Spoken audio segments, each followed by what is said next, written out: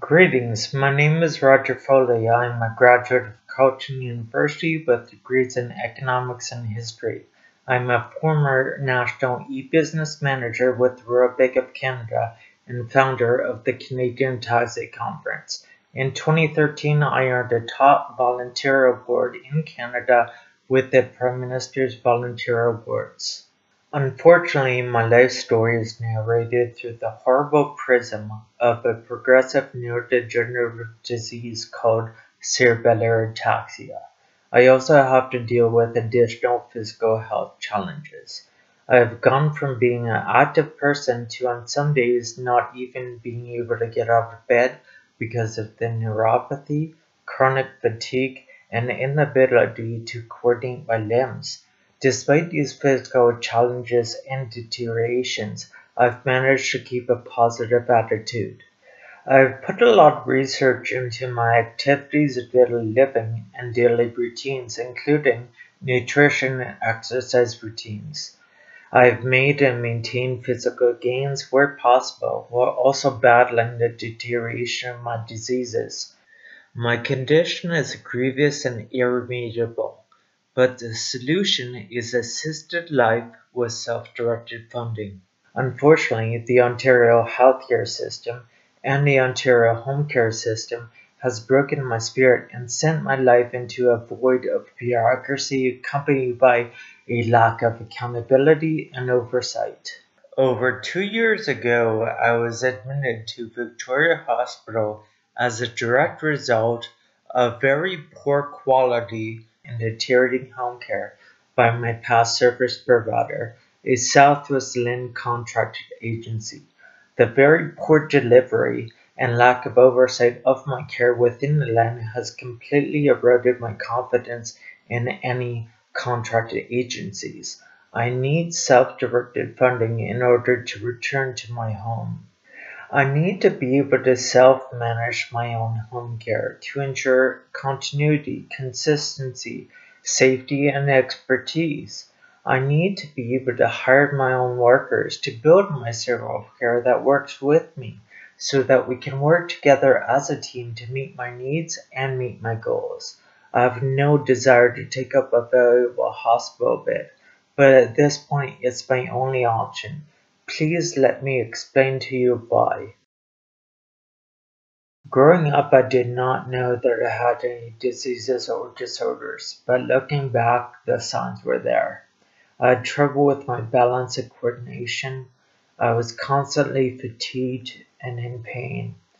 Throughout my teen years, I pushed through my studies and athletics.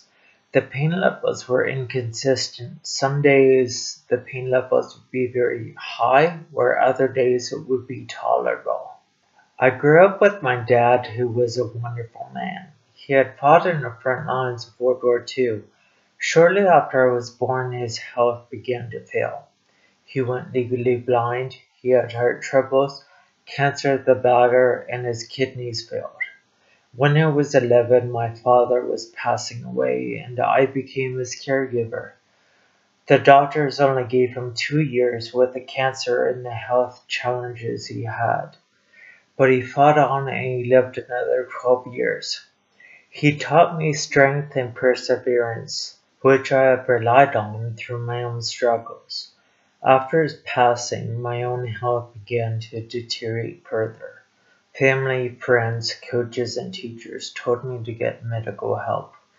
My balance and coordination got worse, and my fatigue levels were beginning to intensify. Despite this, I graduated from Carleton University, and I worked very hard and paid my dues in economy. I moved around a lot and lived in many different cities and saw many neurologists. I thought I had decades, but the deterioration was just catching up on me too fast. And unfortunately, it came to the point where I physically could not work anymore. I was placed on long-term disability to face these challenges head-on. I went from being in control of my life to being in the mercy of healthcare and home care systems. The reality of my situation is I need full-time support to live as independently as possible in my own home. I am approved for this full-time support in the contracted agency system. Within the Southwest Land, the way it works is one agency has a monopoly contract over all my hours of care. The other agency that is a possibility follows the exact same model of service with less hours available. All land regions work this way and it's absolutely ruthless. People with disabilities and health challenges have no freedom to choose the provider of their choice. These providers, in turn, rule in a sometimes cruel manner with very little to no accountability nor oversight. At times I receive some great care and efforts by some wonderful PSWs, and I truly thank them so very much. Unfortunately, when I received substandard care, the recourse options were ineffective. For instance, I've been given the wrong medications. I've been provided spoiled food where I got food poisoning.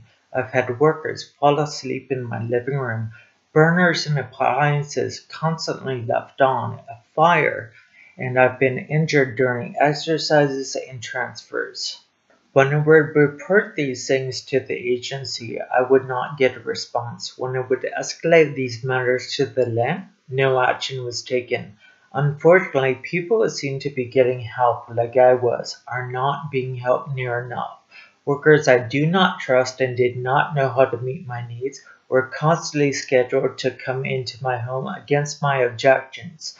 My objections were met with threats from the agency to not send anyone at all. What was I to do? The result of the very poor quality of care received in my own home led my thoughts toward suicide. It's a difficult admission for me to make, but I know with the increased awareness of mental health that I'm not alone. I cannot begin to describe to you the helplessness of feeling trapped within my own home.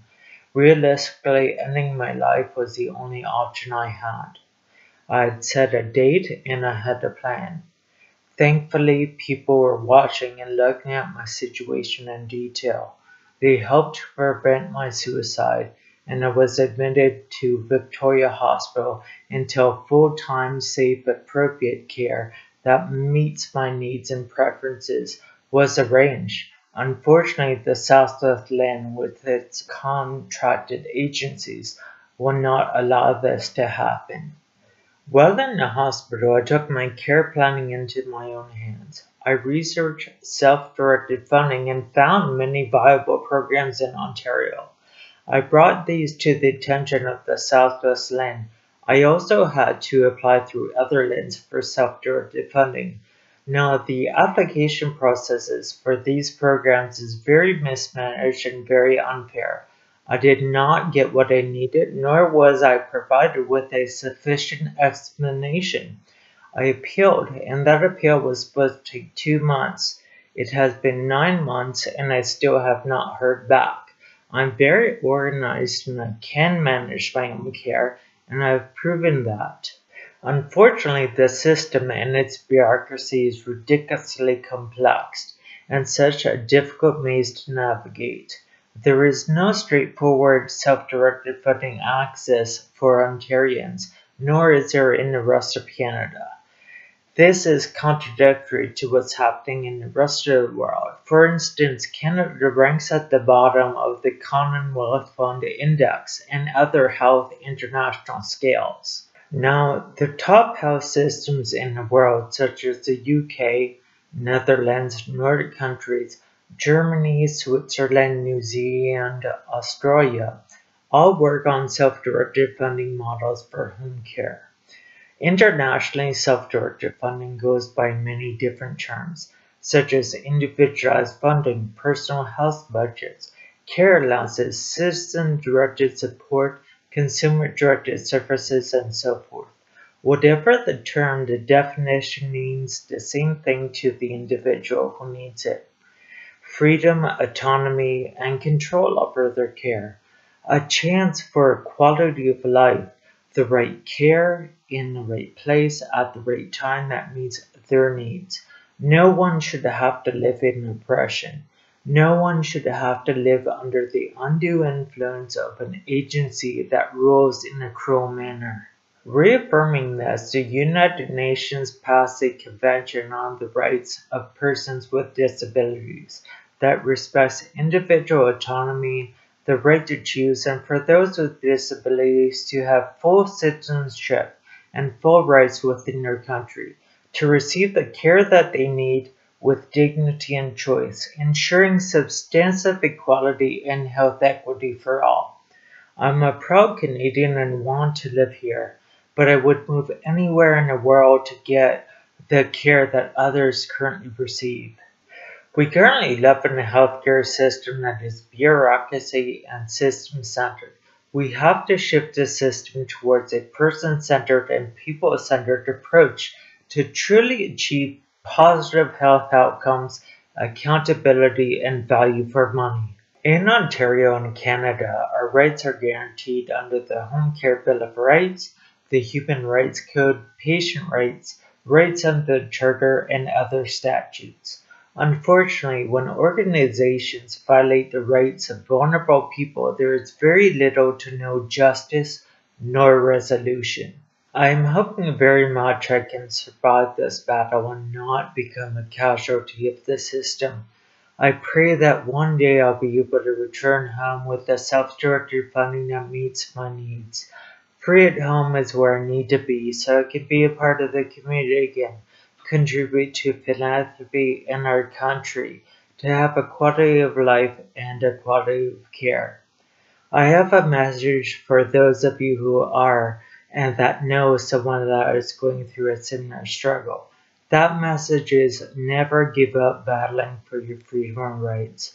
Always know that you can make a difference for yourself and others. Do not take no for an answer. Lastly, always believe the system can change. I thank you very much. With lots of love, Roger Foley.